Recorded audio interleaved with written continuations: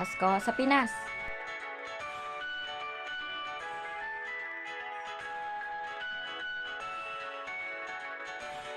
Hello mga Lods, kamusta na kayo? Pasko na naman, ito yung time magde-decorate ng pamasko at mga ruling sa buong barangay ninyo.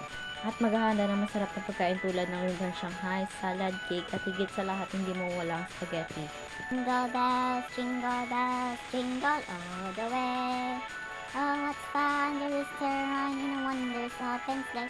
Hey, sa may bahay, sa aming bati. Merry Christmas, nawawalhati. Namamasko po. So, simulan natin ang Pasko sa Pinas. Mga pare, ang boring naman, ano kaya masayang gawin? Mga pare, naisip nyo bang naisip ko? Ano iniisip mo? Mga ruling kaya kita, Pasko naman ngayon eh. Hindi mga pre, masayang idea yan.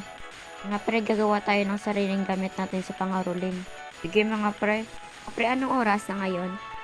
Alas 5 na pre. Sige na mga pre, uwi na tayo kasi magagawa pa tayo ng ating gagamitin sa pangaruling. Babalik lang tayo dito mga alas 6 ng gabi. Gagawa na ako ng gamit sa pangaruling. Yes, natapos ko na rin.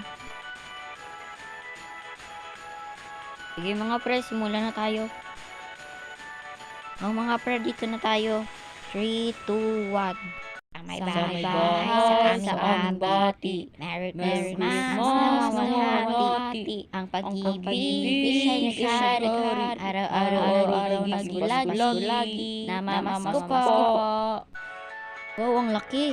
Oo nga pre. Thank you. Thank you. Ang babait ninyo. Thank you. Yung mga pre, sa sunod na bahay na tayo. 3, 2, 1. May bahay sa aming bati. Merry Christmas, nawawalhati. Ang pag-ibig ay naghahari. Araw-araw magulagi. Namamasko po. Tawan, hindi pa kamusabay. Thank you. Thank you. Ang babait ninyo. Thank you. O mga pre, New Year na mamaya, tulog muna tayo. Sige mga pre, magkita na tayo mamaya sa gym. Anong oras mga pre?